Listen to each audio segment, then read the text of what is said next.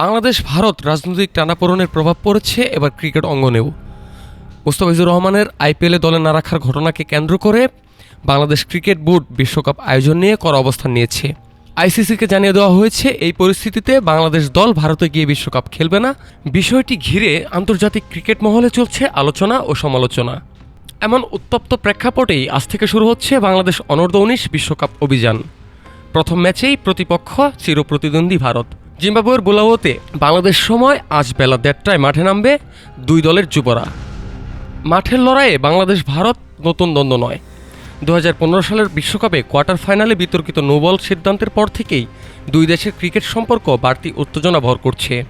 জাতীয় পর্যায়ে ভারতের বিপক্ষে বাংলাদেশের সাফল্য সীমিত হলেও যুব ক্রিকেটে ভারতের বিপক্ষে দারুণ কিছু স্মৃতি রয়েছে লাল সবুজের। 2020 সালের অনূর্ধ্ব-19 বিশ্বকাপের ফাইনালে ভারতকে হারিয়ে ইতিহাস গড়েছিল বাংলাদেশ। শুধু তাই নয়, 2024-এর এশিয়া কাপের অনূর্ধ্ব-19 ফাইনালেও ভারতের যুব দলকে পরাজিত করে শিরোপা জিতেছিল আজিজুল হাকিমের নেতৃত্বাধীন বাংলাদেশ দল। সেই দলের বেশিরভাগ ক্রিকেটারই এবার বিশ্বকাপের স্কোয়াডে জায়গা পেয়েছেন। তবে বিশ্বকাপের আগে পুরোপুরি স্বস্তিতে নেই বাংলাদেশের যুবরা। বুলাওয়েতে টানা বৃষ্টির কারণে নির্ধারিত দুটি প্রস্তুতি ম্যাচের একটি পরিত্যক্ত হয়েছে, অন্যটি সম্পূর্ণভাবে খেলা হয়নি। এই নিয়ে কিছুটা হতাশ প্রকাশ করেছেন দলের কোচ নাবিদ নেওয়াজ।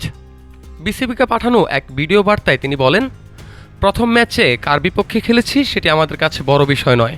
আমরা প্রস্তুতির দিকে মনোযোগ দিয়েছি। আবহাওয়া আমাদের নিয়ন্ত্রণে নেই, তাই এসব নিয়ে ভাবছি না।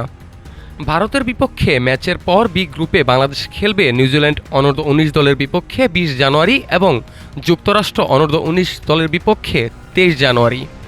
16 দল নিয়ে অনুষ্ঠিত এবারের অনূর্ধ্ব-19 বিশ্বকাপে 4টি গ্রুপ রয়েছে। প্রতিটি গ্রুপ থেকে সেরা 3টি দল জায়গা পাবে সুপার 6-এ। সেখান থেকে 4টি দল উঠবে সেমিফাইনালে। সব মিলিয়ে রাজনৈতিক উত্তাপ আর ক্রিকেটীয় প্রতিদ্বন্দ্বিতার মিশেলে বাংলাদেশের যুবরা বিশ্বকাপের যাত্রা শুরু করছে বেশ নাটকীয় আবহে। মুকসুদুল হাসান মিঠু, ঢাকা টুডে।